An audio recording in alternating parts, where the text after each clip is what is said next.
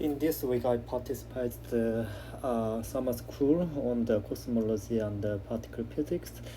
In the IBS TPU from the August 4 to the 8th. And there are 4 lectures on the cosmology with the various topics, and I will separate the 4 parts. Each lecture spans 5 hours, and today, the Wednesday, we finish the one lecture. So in the part 1, we discussed the cosmological linear perturbation, and part 2, the topic was the evolution of the particle in the early universe, and the part 3 is the impulsion and the primordial perturbation, and part 4 is CMB and power spectrum. And so I want to talk about the part 2 of the summer school. So the part 2, so today is 2025 August. Week 2, and the part 2 is about the evolutions of the particle in the early universe. So these topics are already discussed in the early universe thermodynamics, and we will discuss the 3 types of the particle physics. The first one is the neutrino, and the second one is the nucleus, so-called the Big Bang nuclear synthesis, and the final one is dark matter. So we know that the Friedmann equation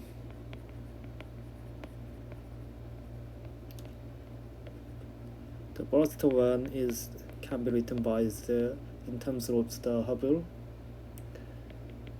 and the gravitational constant and energy density.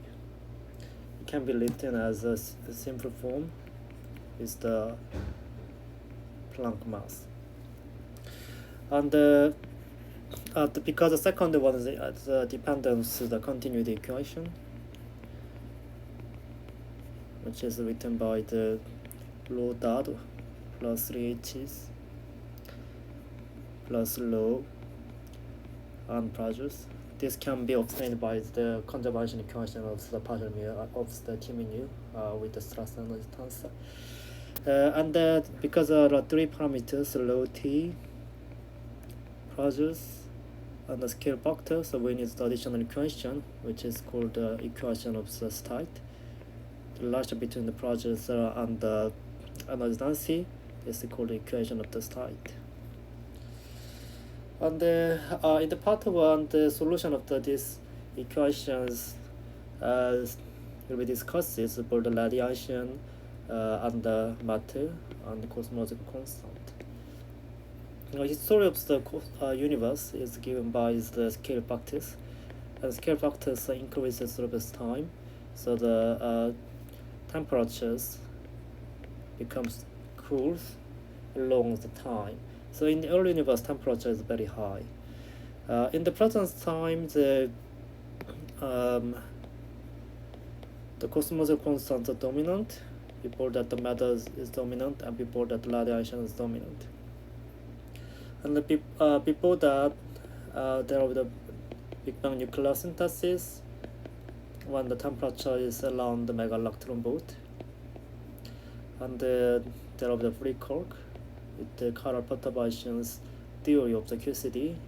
This occurs the 100 mega electron volt, and electron-wave transitions occurs in the 100 GeV. So these times correspond to the 1 second to the 38th time 10 to the 4 years. This is the region of our interest.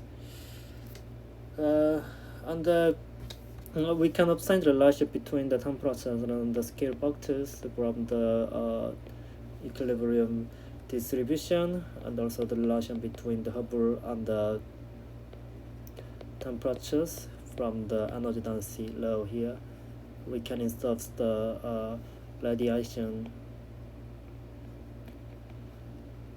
energy density. And from that, the Hubble parameters defines as A dot dot I, and if we insert the behavior of the scale factors in the radiation dominant one, then Hubble is decreased as T2 minus 1.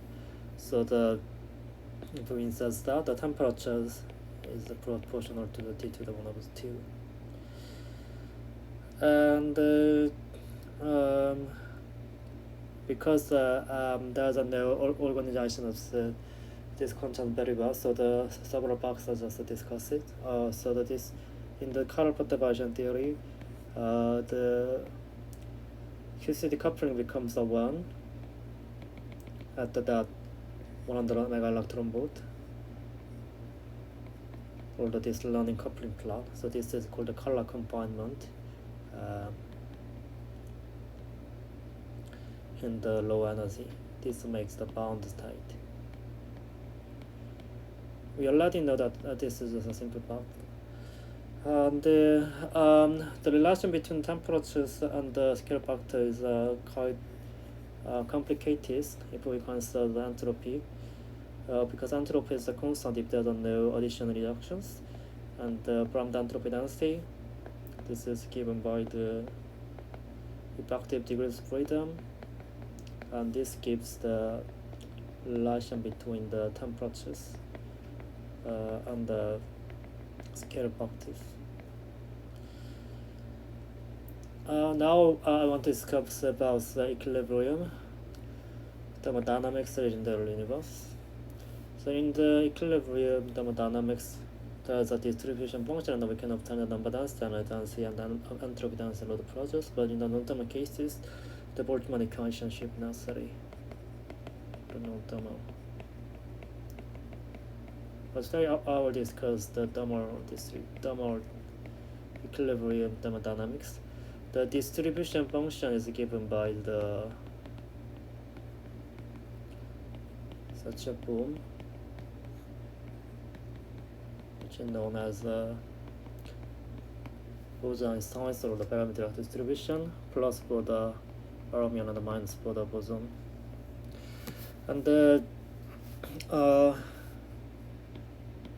number density can be obtained by the phase-space integral for the distribution function. G contains the degree of freedom, like the spin or triplet. Also, energy density can be obtained if there's additional energy factors. For the process, this can be obtained by these factors. And we can change the variable for the space integral one. And there are several limits. The first one is relativistic, and the second one is non-relativistic, and the other one is chemical potential. The chemical potential one gives the antimatter symmetry. And the derivation is tedious, so I will just give the result. For the relativistic case, the number density is given by the zeta 3 with the pi squares, c t squares, so with the fermion factors, and the density is given by the pi squares over the 30 ct volt power and the fermion factors, and the process satisfies the following equation of the state. And for the non-relativistic case, the number density is given by the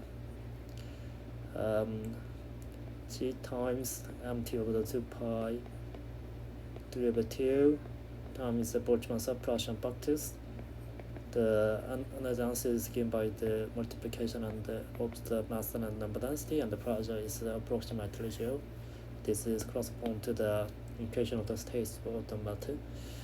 And for the non-zero chemical potential, this gives the matrix and antimatrix symmetry given by the G times T cubed over the 6 with the chemical potential term. So this is early universe thermodynamics, and now we turn to the second part.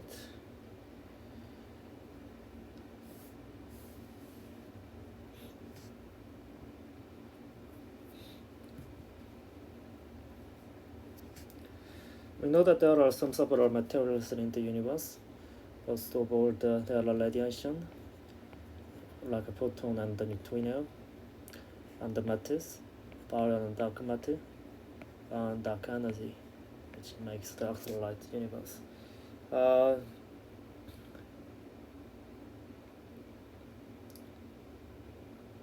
They are interact each other, and sometimes we can solve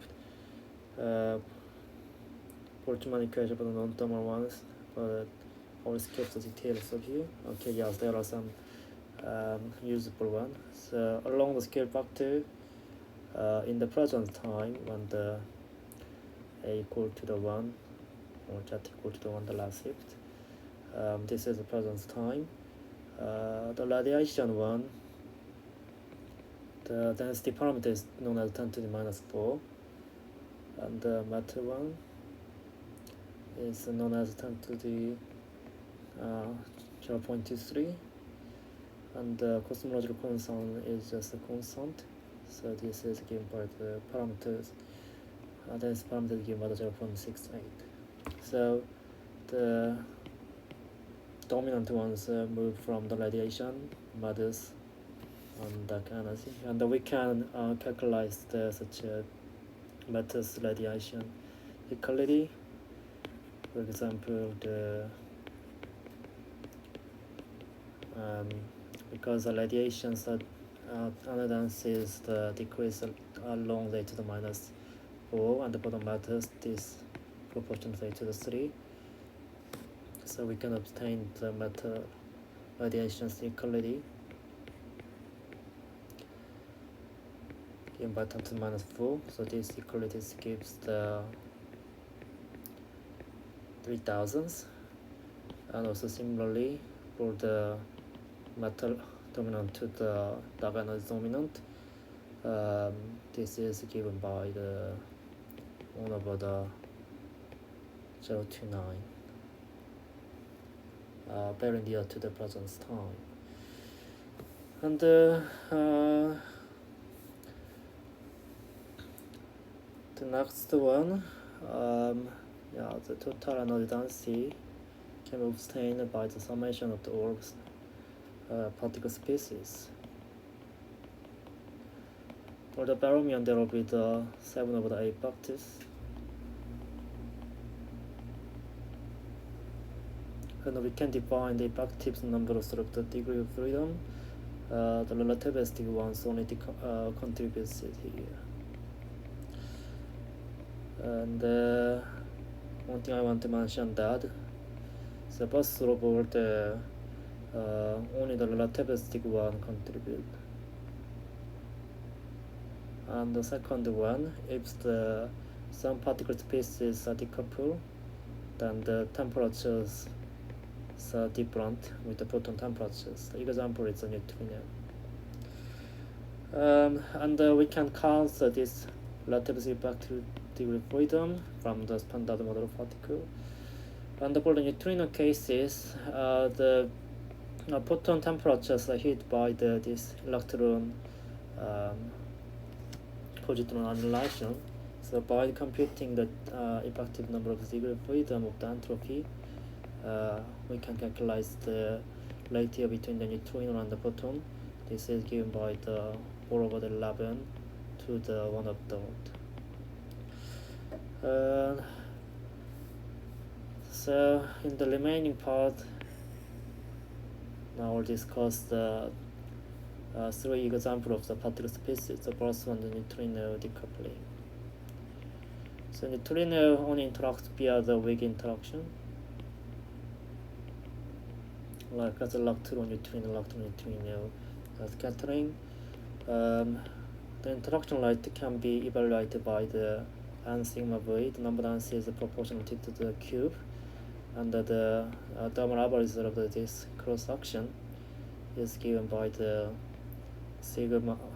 That as a Brownian constant GF times t to the 2 by using the dimensional analysis. So this gives the GF scale t if the power. So and if this is same with Hubble expansion rate, t is cancelled with the Planck mass under some factors. Then the decoupling of the neutrinos occurs around the mega-electron volt. And the remaining neutrinos gives the cosmic neutrino background. And second one I want to mention that the particle species is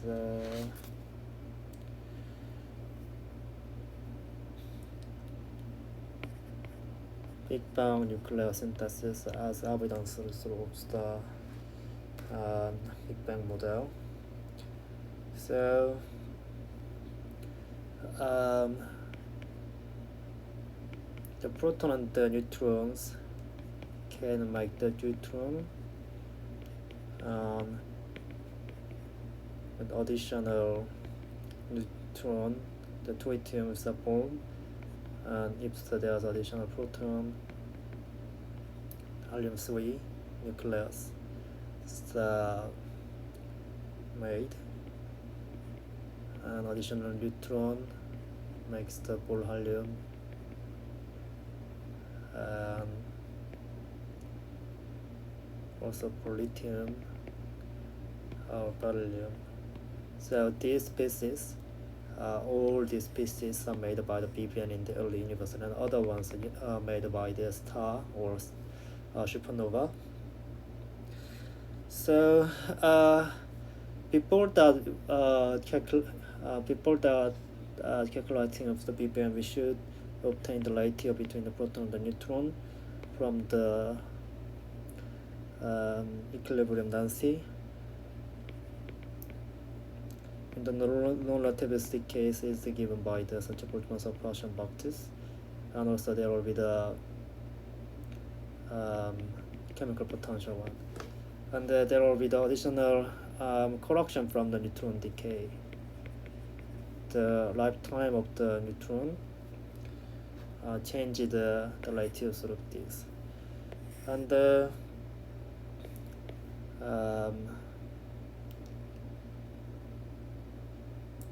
we can obtain the similar process for the synthesis of the nucleus, like as I remember something like that.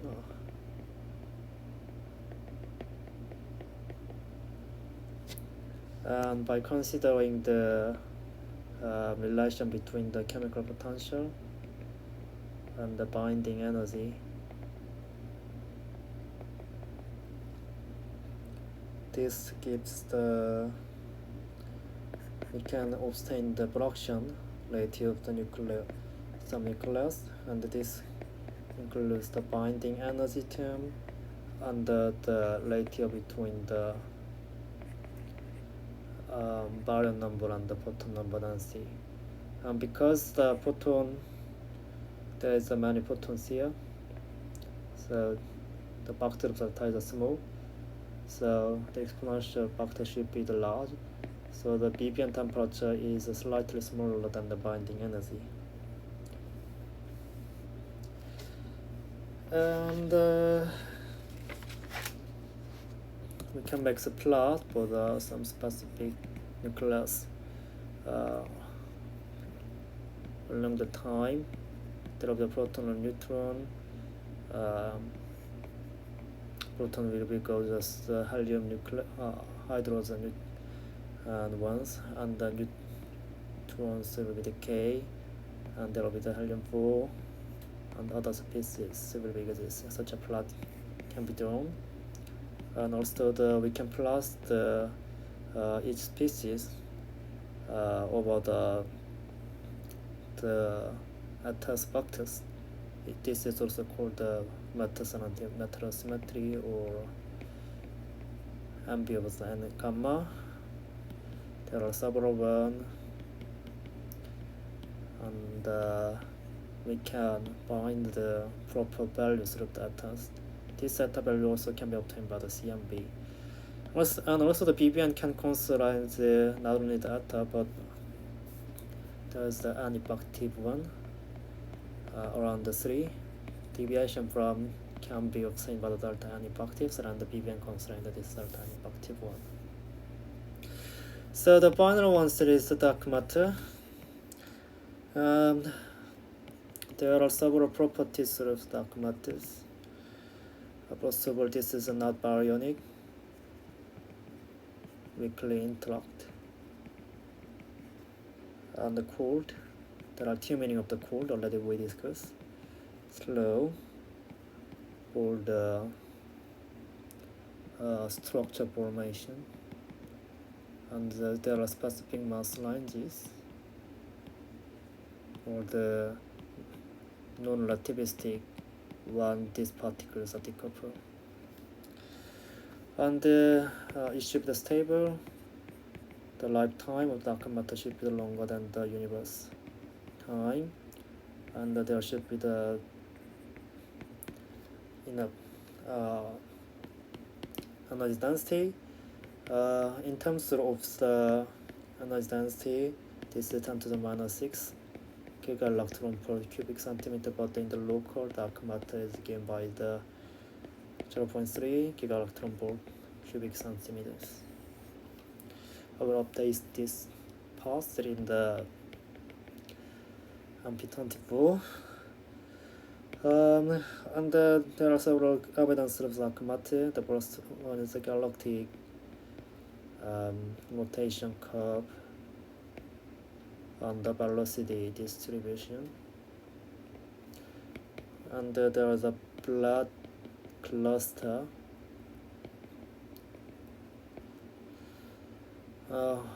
When the galaxy collide, the baryon circle was broken, but for the dark matters one, the circle is maintained. It means that the dark matters interact weakly.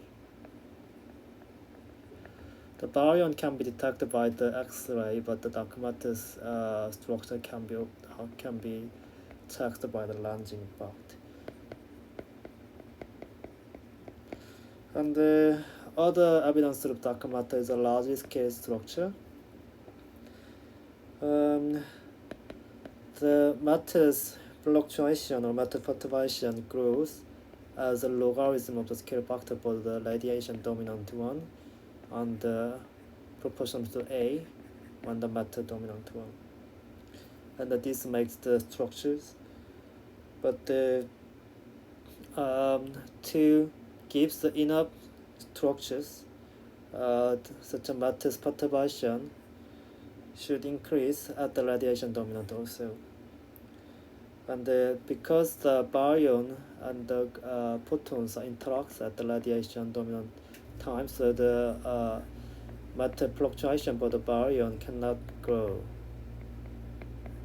But for the dark matter case, the matter fluctuation can grow at the radiation dominant one. So this makes the large scale structure.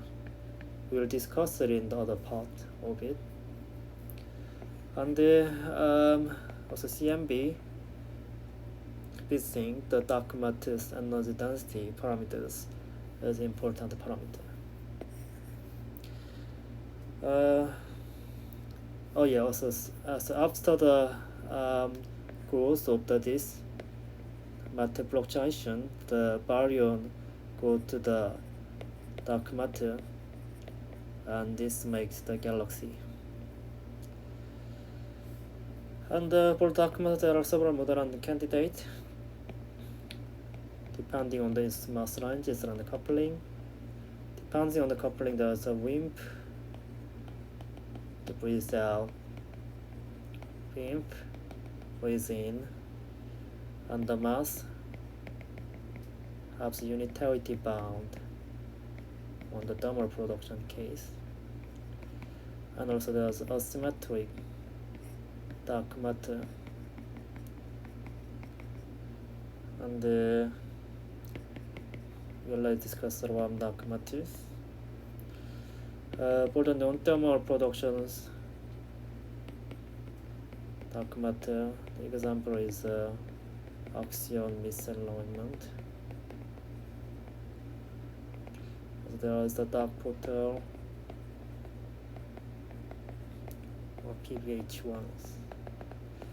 So the part 2 is of this cosmology is already we discussed many times. So a few things added here, but in the remaining parts of this cosmology school, there are several new things to be discussed. So first of all, in the part 1, the cosmological perturbation.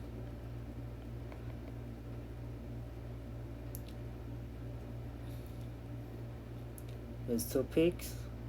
There is the perturbation in the matrix and the perturbation in the stress tensor, and combining that, there's the equation of the Einstein field equation, and we can obtain the equation of the motion for such a perturbation one. And the part 2 already we discussed. This is the evolution of the several particles. And the part 3, we will discuss the impulsion. Why the impulsion is necessary. We will compare the horizon size and the physical size. Before that, we will define the concept of the conformal time, and we'll do and compares why the horizon size and the physical size should be compared at the present time and the early approach, and what impulsion is necessary, and we will calculate it to the 6-fold impulsions and the slow roll parameters by the impulsion field.